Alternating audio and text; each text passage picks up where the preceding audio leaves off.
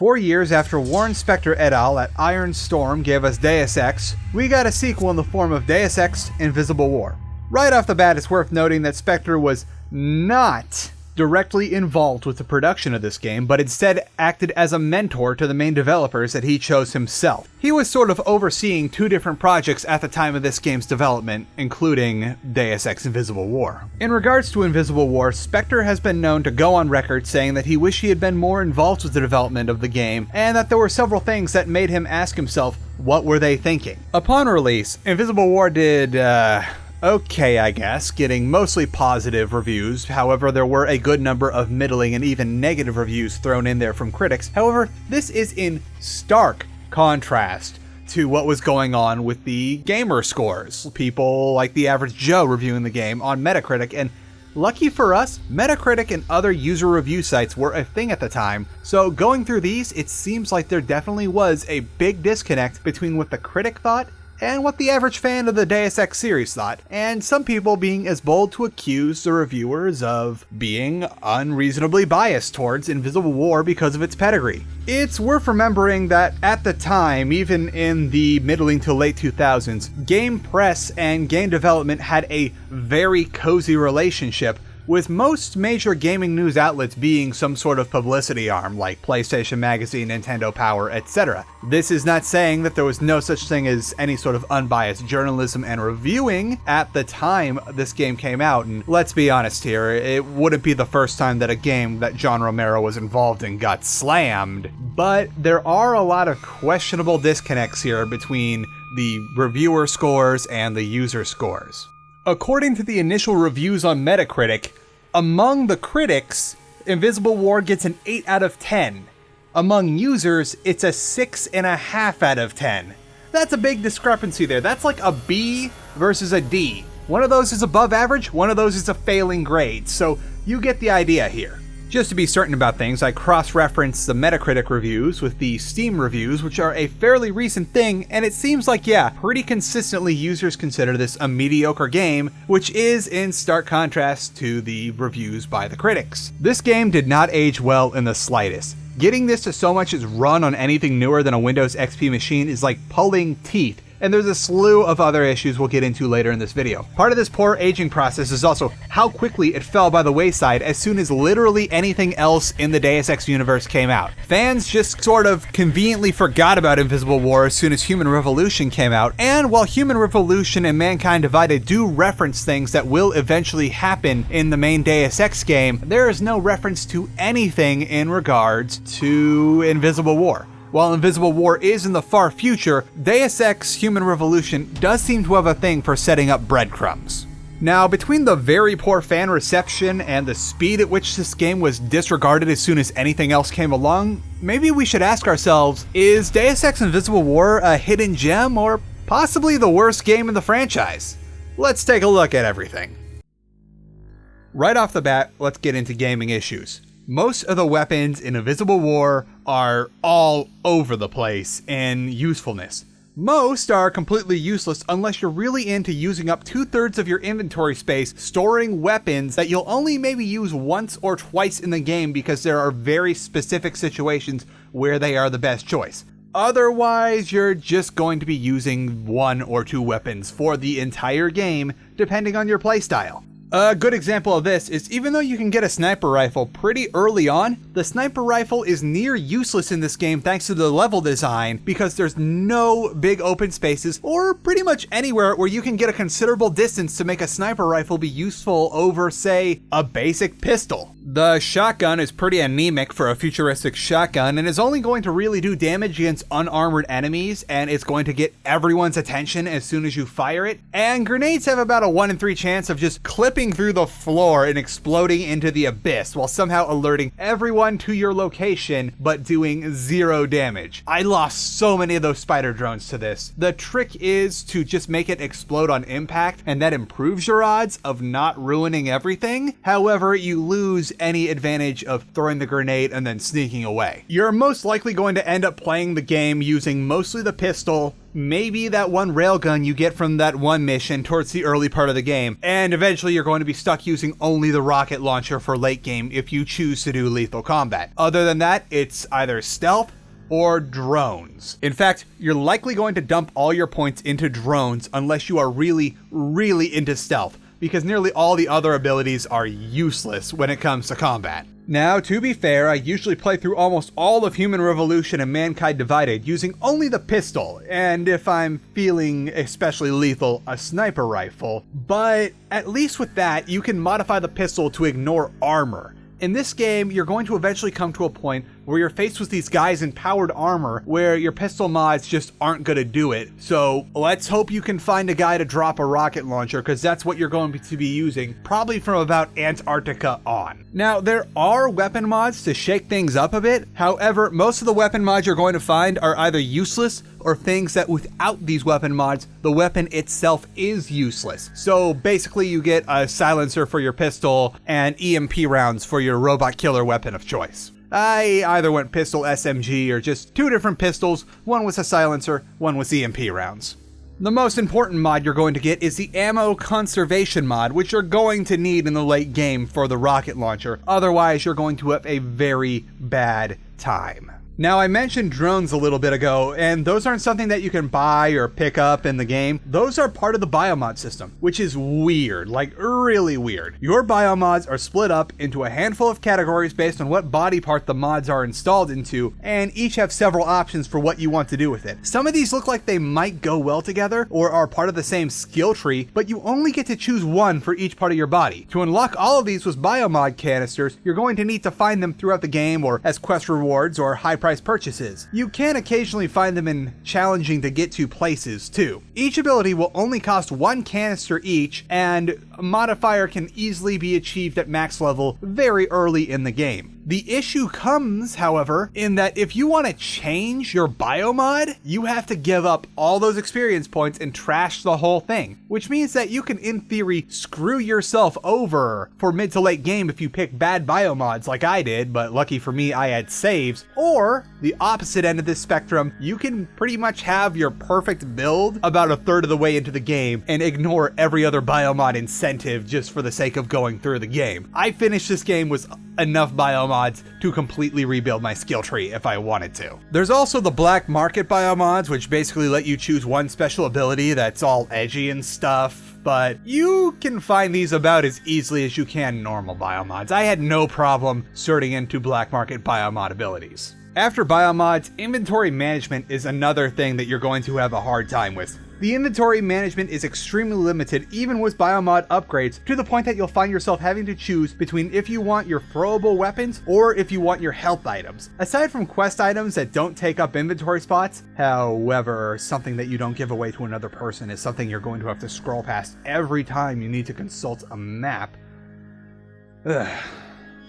Every individual item and stack in your inventory takes up the same amount of space. That means that one bag of chips takes up as much space as 10 bags of chips, which takes up about as much space as a fully tricked out rocket launcher. By the way, be prepared to choose between your Doritos and your rocket launcher, because that is eventually going to happen. Do you want to save that space to get more healing items, or do you want to pick up that new weapon to take on tougher enemies with? To make things much more complicated, there's an item glitch that even the fan patch can't seem to address, which you're going to have to address this yourself because these are items that you need. The lockpicks, the multi-tools, whatever you want to call them. For some reason, there will always be a lockpick item that takes up one inventory slot, and then another slot for lockpicks that's the rest of your lockpicks. Like, say for example, you have a total of 5 of these multi-tools, 4 are going to be one stack, but then there's always going to be one multi-tool that's in another stack. And you know what the best part is? On top of taking up your inventory space, if you have 2 stacks of one of these multi-tools, you can't open an item that requires 2 multi-tools because the game doesn't know how to properly count it. My biggest gripe with the gameplay, however, is the stealth system. While the first game wasn't necessarily a pure stealth game, and you could have a good time doing stealth or shooting your way through things, it was encouraged from the get-go to choose.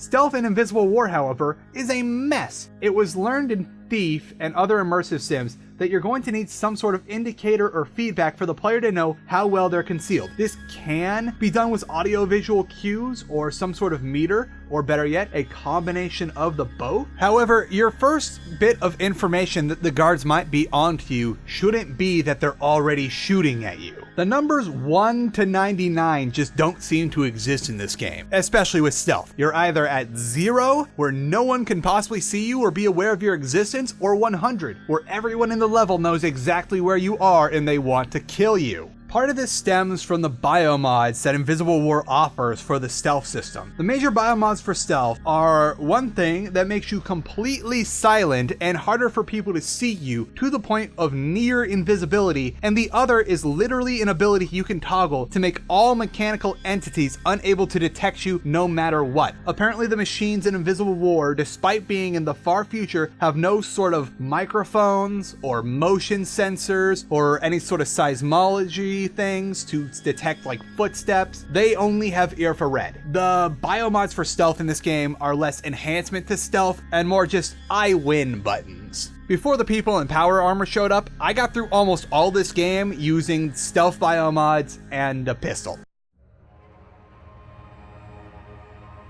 Alright, it's time to talk about the story. Skip to the marked time if you don't want any sort of spoilers on this 15-year-old, otherwise unremarkable game. But I gotta say, even if I were to spoil the plot and try to explain the details, it still wouldn't make any sense to you. Alright, that's long enough. So, first and foremost, this game's plot is one of the most unnecessarily overly complicated things I've ever seen. I have been scratching my head through this whole thing. You're made to pick between two major factions that are in reality the same entity, but nonetheless can turn hostile to you for no reason whatsoever while fighting off one of those entities, and they all want you dead for some reason. There's also this third one that decides that, like, because of your biomods, you are considered an affront to God, and they're gonna kill you no matter what. By the way, you can side with those guys in the end, because reasons. Also, the Denton brothers are here from the last game, and they're their own faction along with the aliens that you can side with too. Every level seems to have some sort of would-be major plot twist, if not for the fact that they basically have a plot twist in every level, so the effect is lost on you, and after a while you just stop really caring because it's not like this game made sense in the first place. Nearly every level you're gonna be like, oh, well that kind of explains things, but not really, as you go further and forward. There's also this persistent subplot about a proxy war between two major Starbucks companies. Did I say Starbucks?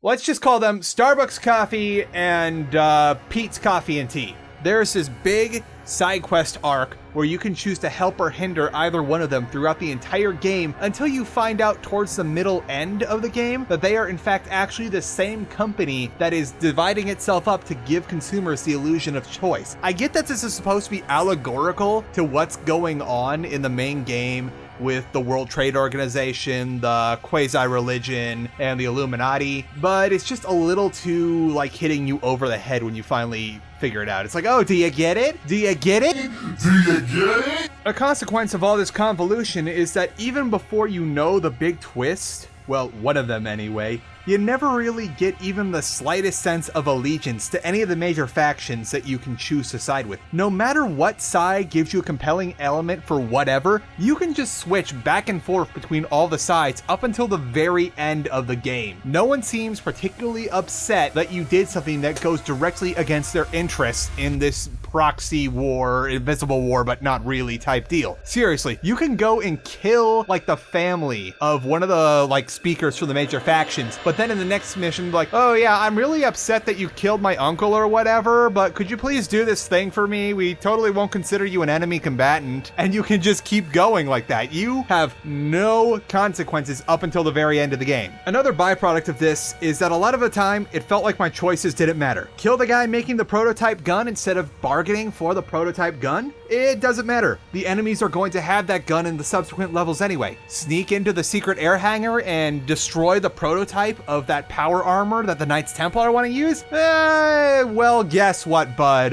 They've got them at Antarctica and Liberty Island anyway. Everything seems to just circle back to, oh, the plot demands this, and if we don't have that at this point, the game is going to be unnecessarily easy, so we're just gonna put it in anyway no matter what happens. One of the few things that kind of affects your choice is that you can choose to pay extra money for an expert pilot that will put you closer to your destination at the beginning of each level, but it's not like a serious choice, but it is helpful. It all boils down to whether you sneak through the bases, gun your way through the bases, and no matter who you're working for, in the end it will all come down to one choice.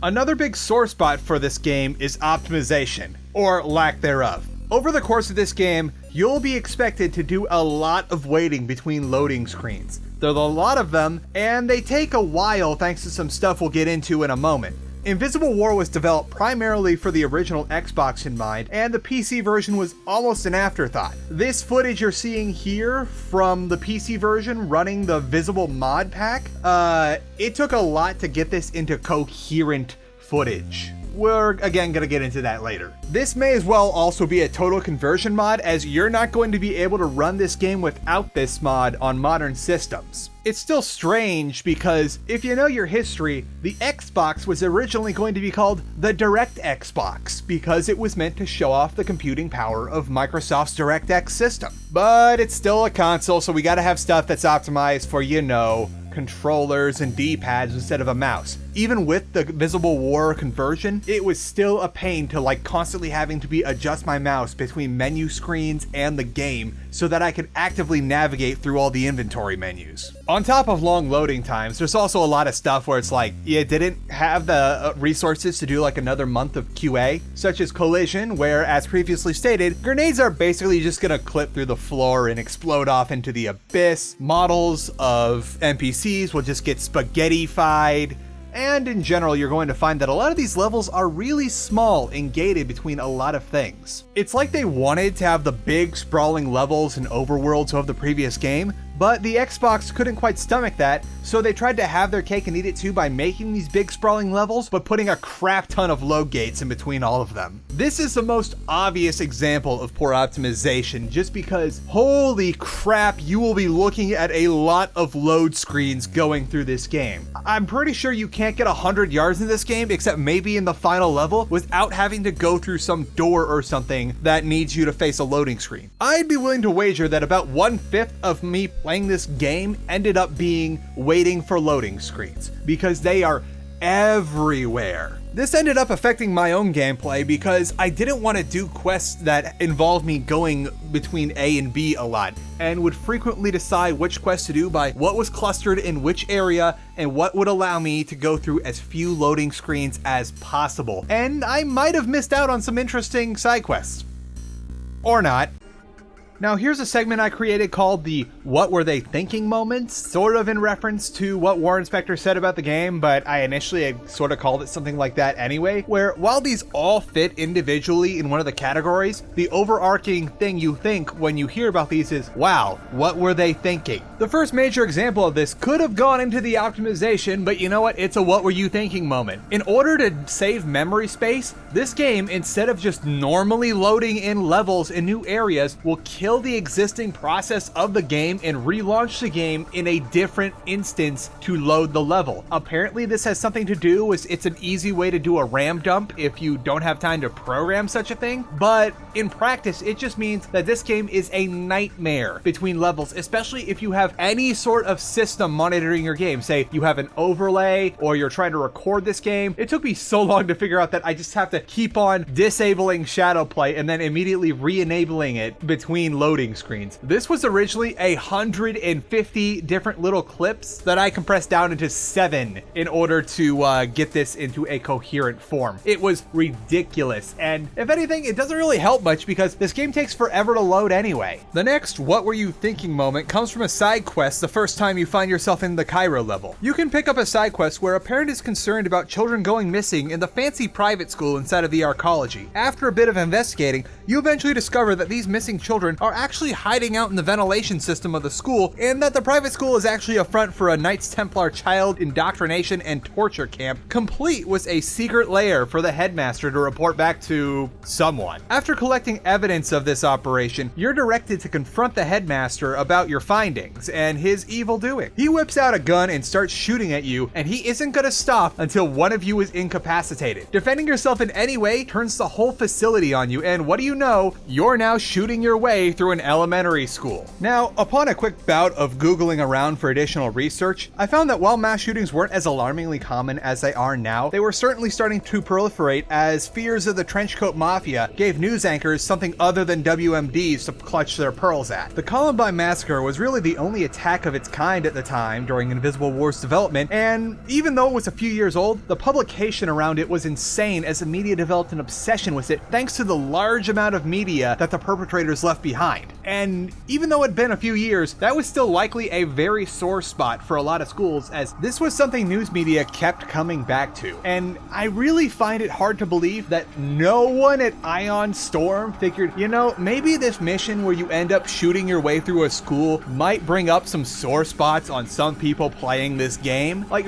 did nobody think about that? Really, did not a single person in Ion Storm say, hey, maybe we shouldn't have the main character shooting up a school? I'm totally open to the idea that maybe I'm off the mark here and I'm looking at this 2004 video game with 2019 eyes, but the point still stands. The best part is, even after massacring every adult in the building and at least trying not to attack civilians, you would still complete the other quest involved with the school, where you can hack some kid's name into the school's registry and thus cheat them into the school. I guess they don't mind that there's going to be a massive change of staff coming up. Speaking of shooting, all the guns in this game share the same common ammo pool. Not like the same caliber of bullet, but straight up universal ammo. The pistol and the rocket launcher use the same stuff, and obviously a rocket launcher is gonna need a bit more munitions than a pistol. You'll frequently be deciding between if you want to take out the dude in power armor, or do you want to take out literally everyone else in the building. Seriously, every major mech you see, like the big ones, is going to be a little mind game with you of, okay, do I want to get through this, or do I want to deal with like that 10 guards that might be in this level if I'm playing combat? Usually having grenades is a sort of get out of rationing your ammo free card, but it's still really annoying because also I have no idea what this is supposed to mean. Like, they've got a meter there, but they also have clips. Is the meter like my current magazine, or are those like my total magazines? How much ammo do I actually have? At least make it clear. Like, Mass Effect 2 was able to get away with it, but then again, it was very clear how much ammo you had, and you'd never be forced to use one over the other. All the weapons in that game were able to take down just about all of the enemies. Then there's the matter of the ending. Well, it's already established that most of your choices and allegiances mean next to nothing thanks to the unfolding of the plot, but in the final sequence on the last level, you basically just go down to an old terminal and choose a dialogue option to figure out what ending you want. It's basically Human Revolution's ending 10 years prior. Seriously, nothing in this game matters. I don't know if this is supposed to be a commentary on the illusion of choice, but all that happens in the end is you pick a dialogue option, and depending on which dialogue option you pick, one faction is going to be friendly to you,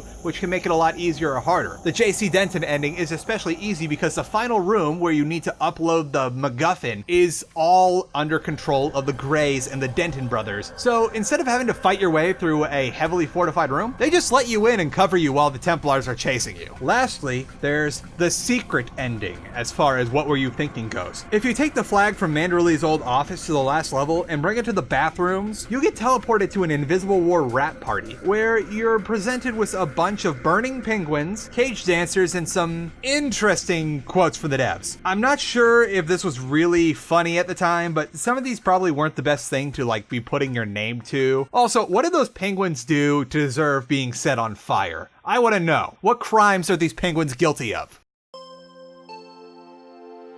This game isn't all train wreck though. While there are a lot of things that Invisible War got wrong, there are a good number of things that it does very well, chiefly level design. Whenever you're in an actual level and not going 30 seconds between loading screens in the overworld, all the levels strike that balance between looking like a place people could actually live or work in, but still being a fun, engaging layout to either shoot or stealth your way through. Nearly every part of every level can be approached however you please, wonky stealth system notwithstanding, and most major instances also have multiple ways to get the job done. For example, in the first major area of the game, where you need to clear some radiation out of a municipal area, in order to get to the rest of Seattle, you can just shoot your way through all the haywire robots and manually flush the system yourself, or with enough finesse, you can sneak over to a decommissioned cleaner robot and rewire it back to life. So that'll go do the job for you. Levels like these are the best thing you can have in a game like Deus Ex. And while the story itself is extremely convoluted, it was nice that JC and the gang are still here as a sort of way to tie everything together. And also a nice familiar face. A lot of these people really didn't have a thing, and at the same time, JC and Alex Denton are also kind of like, okay, you believe this because plot, but it's good to at least know that someone is their own faction in this game and not secretly a group of splinter factions mashed into one. Lastly, something that's definitely to the credit of Invisible War is the things they didn't do, which is cut corners in gameplay. There are no survival timer missions, there are no turret segments, and fetch quests actually have plots to them. There's no filler in this game. For all the loading gates and all that crap, you are never tasked with something that is just absolute filler. Everything is interesting and has a reason to be there, and I greatly appreciate that. That helped me get through this game and make it to the end, which if there was like a bunch of turret segments and crap, I don't think I would have been able to do that. Deus Ex Invisible War sold okay, I guess, but it wasn't enough for Ion Storm to keep the project going, and a couple other Deus Ex games got canceled because Invisible War sales just weren't enough to continue the series. Eventually, Eidos brought it back and decided that they wanted to do more Deus Ex, but history repeated itself. That's a story for another video though. This game did eventually break 1 million copies, however, none of the major developers from the game speak very highly of the final product, all citing various reasons for the game's shortcomings. Spectre cites himself not mentoring the leads enough and also trusting focus groups. Todd Brandon faults sound design, and game director Harvey Smith thinks a whole lot of things went wrong during development. Eventually, Ion Storm went away and Eidos Montreal was founded to continue Deus Ex in what was supposed to be a prequel and a reboot. And while there are references to the original Deus Ex game and Human Revolution and Mankind Divided, there is yet to be any reference to the Invisible War or anything that might be about that. Which, if you follow the news, it's likely never gonna happen unless a third company comes and decides they want to do part 3 of the Deus Ex prequel series. This is massively bumming me out, by the way. So, is Invisible War some sort of hidden gem that just fell by the wayside at the wrong time? No, it's not.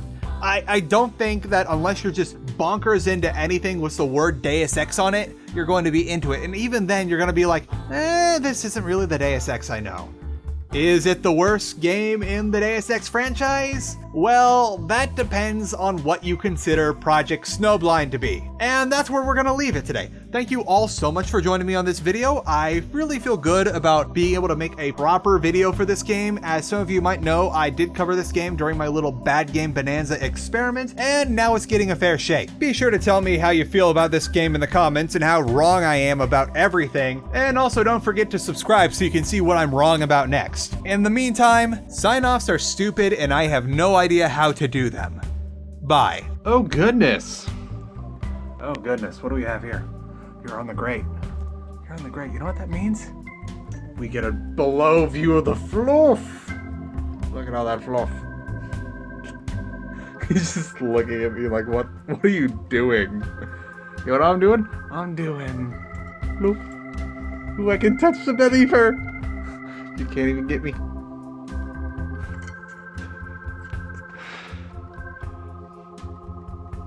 At least you want a chin scratch? No, you don't. Just all the fluffle. There was actually a bunch of stuff up here, but you kept on jumping up here, and you think you're like Evel Knievel, and you jump over from here to your cat tree, and then up into the closet, and you sent all this stuff flying off there onto my desk just at a shot, with there's a bunch of crap already piled up there. And it was awful. And we had to put you in timeout for like an hour. I'm just gonna... It's the softest belly fur. Uh-oh. Uh-oh. Defense mechanisms are in play.